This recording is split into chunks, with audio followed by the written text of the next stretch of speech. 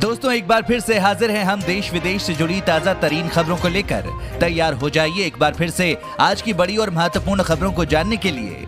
इसी के साथ आज की बड़ी खबरों में आप देखेंगे unlock 5 cinema hall swimming pool को खोलने की तैयारी, गृह मंत्रालय जारी करेगा गाइडलाइंस, जान लीजिए ये बड़ी खबर। इसी के साथ आगे देखेंगे कोरोना के बाद भारत में कोहराम मचा सकता है चीन का दूसरा वायरस कैट क्यू, वैज्ञानिकों ने दी चेतावनी, आगे जानिए इस पूरी खबर को। इसी के साथ साथ दोस्तों आगे देखेंगे सड़क पर रोककर चेक नहीं किए जाएंगे आपकी गाड़ी के डॉक्यूमेंट्स, जान लीजिए ये काम की खबर। और साथ ही आगे देखेंगे मास्क नहीं पहना तो नहीं कर सकेंगे बस और टैक्सी में यात्रा, मॉल में एंट्री भी नहीं, जान लीजिए वरना होगा नुकसान। इसी के साथ अगली बड़ी खबर, हाथरस की सामूहिक दुष्कर्म पीड़िता की दिल्ली में मौत, जीप काटने के साथ दरिंदों ने की भयंकर पिटाई, आगे जानेंगे इस पूरी खबर को। दोस्तों आपके लिए एक बहुत बड़ी खबर निकल कर आई है, इस खबर को आगे पूरा जरूर जानिएगा। आखिरी दिन 30 सितंबर तक निपटा लें ये 5 जरूरी काम, नहीं तो हो सकता है बड़ा नुकसान, जानेंगे इसकी पूरी जानकारी। दोस्तों ये सभी खबरें जानना बेहद जरूरी हैं। खबरों को विस्तार से जानने के लिए बने रहिए हमारे साथ। दोस्तों बात करें देश भर में कोरोना मरीजों की, तो भारत में पिछले 24 घंटे में दर्ज हुए 70,589 नए कोविड-19 केस, कोरोना वायरस से 776 की मौत। खबरों के सिलसिले की शुरुआत करें उससे पहले दोस्तों इस वीडियो पर एक लाइक जरूर करिएगा, आपका एक लाइक करना ही हमारी मेहनत का फल है। शुरुआत करते हैं पहली बड़ी खबर से। Unlock 5 cinema hall swimming pool को खोलने की तैयारी, गृह मंत्रालय जारी करेगा गाइडलाइंस। देश में अनलॉक का 5वां चरण 1 अक्टूबर से लागू होगा। जानकारी के अनुसार केंद्रीय गृह मंत्रालय के आज या कल के बीच दिशा निर्देशों के एक नए सेट की घोषणा करने की उम्मीद है। सबसे बड़ी घोषणा सिनेमा हॉलों को फिर से खोलने के रूप में आ सकती है, जो अब 6 महीने से बंद है। नए दिशा निर्देश आने वाले त्योहारी सीजन में भी एक्टिव होने की संभावना है, जहां फिजिकल एक्टिविटी बढ़ने की संभावना है। इससे पहले जारी किए गए दिशा निर्देशों में एमएचए ने मॉल, सैलून, रेस्टोरेंट और जिम को संचालित करने की अनुमति दी थी। हालांकि सिनेमा हॉल, स्विमिंग पूल और मनोरंजन पार्क पर प्रतिबंध के संबंध में कोई घोषणा नहीं की गई थी। साथ ही अगली खबर में कोरोना के बाद भारत में कोहराम मचा सकता है चीन का दूसरा वायरस कैट क्यू, वैज्ञानिकों ने दी चेतावनी। चीन के वुहान शहर से फैले कोरोना वायरस के प्रकोप से भारत समेत दुनिया भर के देश अभी निकल भी नहीं पाए हैं कि एक और चीनी वायरस पूरे विश्व पर खतरा बनकर मंडराने लगा है। दरअसल वैज्ञानिकों ने एक और चीनी वायरस की खोज की है, जिससे देश में बीमारी फैलने की संभावना जताई जा रही है। इस वायरस का नाम कैट क्यू वायरस है। भारतीय आयुर्विज्ञान अनुसंधान परिषद ने भारत सरकार को चेतावनी दी है कि चीन का कैट क्यू वायरस भारत में दस्तक दे सकता है। ये वायरस आर्थ्रोपॉड जनित वायरस की श्रेणी में आता है। ये क्यूलेक्स नामक मच्छर के अलावा सुअर में भी पाया जाता है। खबरों की माने तो चीन और वियतनाम में बड़े पैमाने पर लोग इस सीक्यूवी वायरस से ग्रसित पाए गए हैं। साथ ही अब देखिए हाथरस की सामूहिक दुष्कर्म पीड़िता की दिल्ली में मौत, जीप काटने के साथ दरिंदों ने की भयंकर पिटाई।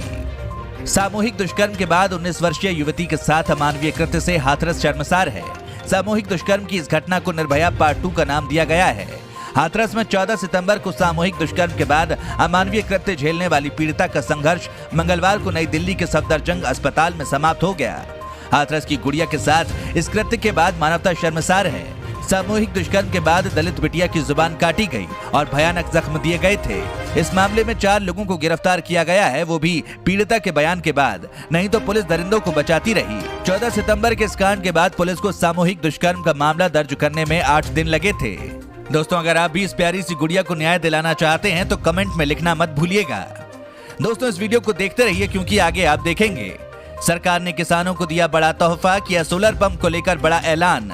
साथ ही अब जानिए मास्क नहीं पहना तो नहीं कर सकेंगे बस और टैक्सी में यात्रा, मॉल में भी एंट्री नहीं। दोस्तों मास्क नहीं तो एंट्री नहीं। बृहन मुंबई महानगर पालिका कड़ाई के साथ इस नियम का पालन कराने की तैयारी कर रही है। मुंबई में सभी टैक्सी और बसों में यात्रा करने के लिए मास्क पहनना अनिवार्य होगा। इतना ही नहीं, दुकानों और शॉपिंग मॉल में प्रवेश के लिए भी मास्क लगाना अनिवार्य होगा।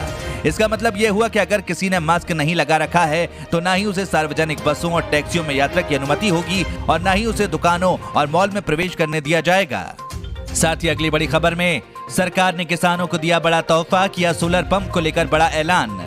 दोस्तों किसानों को अब सोलर पंप के लिए सस्ती दरों पर कर्ज मिल सकेगा। इसको लेकर सरकार ने बड़ा ऐलान किया है। सरकार ने सोलर पंप के लिए एग्री इंफ्रा फंड का इस्तेमाल करने का फैसला लिया है। मौजूदा समय में सरकार के पास 1 लाख करोड़ रुपए का एग्री इंफ्रा फंड है। एग्री इंफ्रा फंड से किसानों को सस्ता कर्ज मिलेगा। साल 2022 तक 17.50 लाख सोलर पंप लगाने का लक्ष्य है।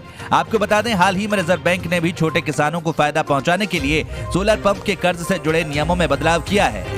साथ ही अगली खबर में ई चालान को लेकर केंद्र ने बदले नियम, सड़क पर रोक कर चेक नहीं किए जाएंगे डॉक्यूमेंट्स, जानिए नए नियम।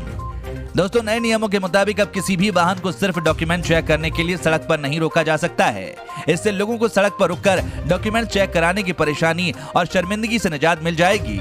नए नियमों के मुताबिक अगर किसी व्हीकल का कोई डॉक्यूमेंट कम या अधूरा होगा तो उसके रजिस्ट्रेशन नंबर के जरिए दस्तावेजों का ई वेरिफिकेशन होगा और ई चालान भेज दिया जाएगा।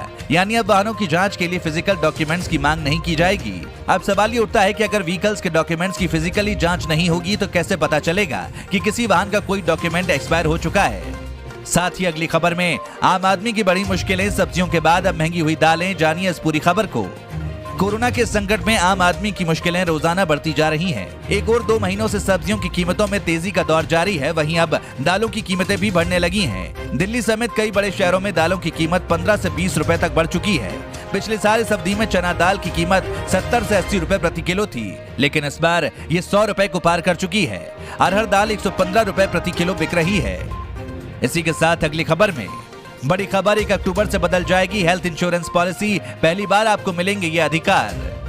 दोस्तों, 1 अक्टूबर के बाद पॉलिसी धारक को नए अधिकार मिलने वाले हैं। जी हां, आपने लगातार 8 साल तक अपनी इंश्योरेंस पॉलिसी का प्रीमियम भरा है तो कंपनी किसी भी कमी के आधार पर क्लेम रिजेक्ट नहीं कर पाएगी। हेल्थ कवर में ज्यादा से ज्यादा बीमारियों के इलाज का क्लेम मिलेगा। हालांकि इसका असर प्रीमियम की दरों में इजाफे के तौर पर भी दिख सकता है। एक से ज्यादा कंपनी की पॉलिसी होने पर ग्राहक के पास क्लेम चुनने का अधिकार होगा।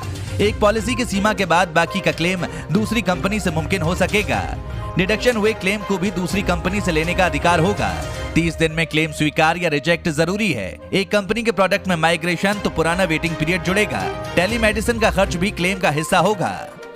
साथ ही अगली बड़ी खबर, आखिरी दिन 30 सितंबर तक निपटा लें ये 5 जरूरी काम, नहीं तो हो सकता है बड़ा नुकसान।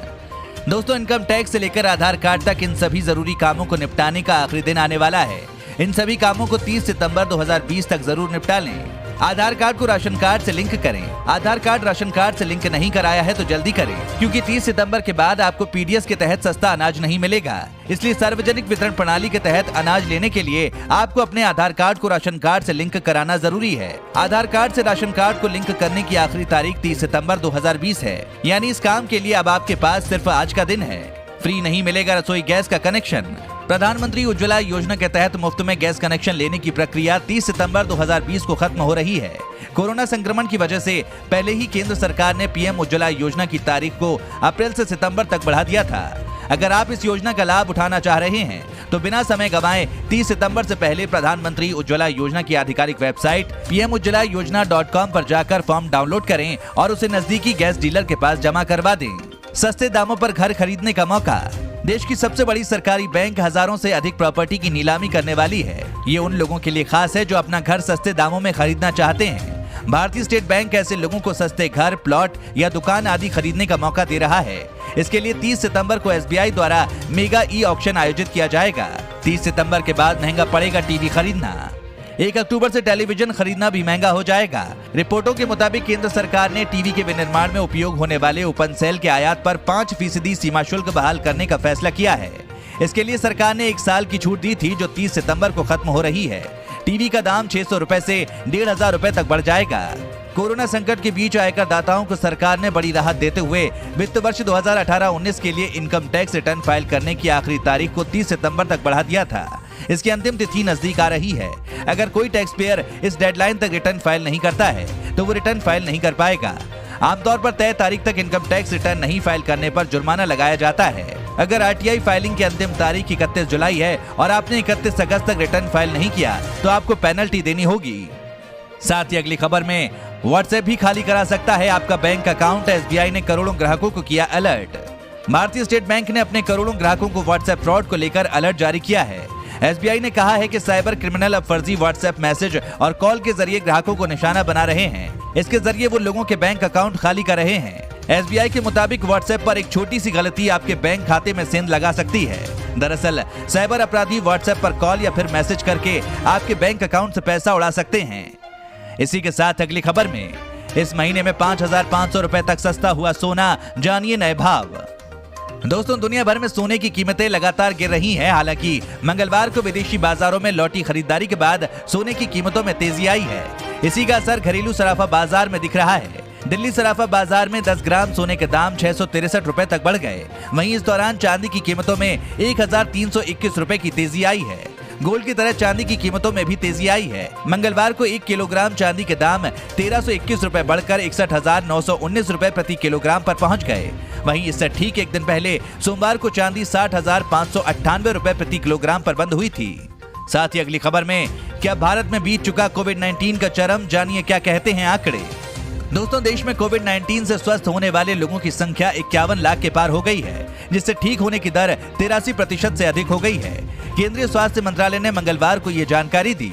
स्वस्थ होने वाले नए मामलों में से 73% मामले 10 राज्यों और केंद्र शासित प्रदेशों महाराष्ट्र, कर्नाटक, आंध्र प्रदेश, तमिलनाडु, उत्तर प्रदेश, दिल्ली, ओडिशा, केरल, पश्चिम बंगाल और मध्य प्रदेश में दर्ज किए गए हैं। बीते 17 सितंबर को भारत में कोरोना वायरस के कुल 93,199 मामले सामने आए थे।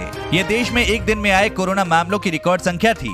इसके बाद से ये आंकड़ा लगातार गिर रहा है। बीते 8 दिनों के दौरान ये 86,270 तक गिरा है। इस तरह लगातार नए मामलों की कमी को महामारी का चरम बीत जाने के तौर पर भी देखा जा रहा है।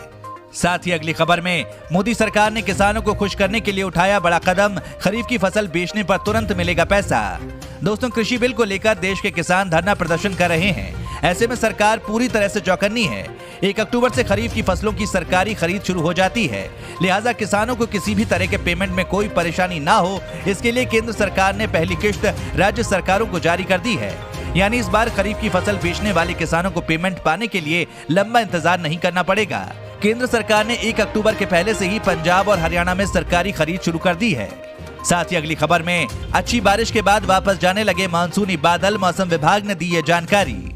मौसम विभाग की रिपोर्ट के मुताबिक दक्षिण पश्चिम मानसून अब वापस जाना शुरू हो गया है। उत्तर पश्चिम भारत के कुछ हिस्से से 28 सितंबर से मानसून की बारिश बंद हो गई है। सामान्य तौर पर मानसून की वापसी 17 सितंबर तक हो जाती है, लेकिन इस साल मानसून काफी देरी से वापस जा रहा है। मौसम विभाग के नेशनल वेदर फोरकास्टिंग सेंटर के मुताबिक पश्चिम और उत्तर पश्चिम भारत में एक एंटी साइक्लोनिक सर्कुलेशन बना हुआ है। इसके चलते बारिश और हवा में नमी कम होना शुरू हो गई है।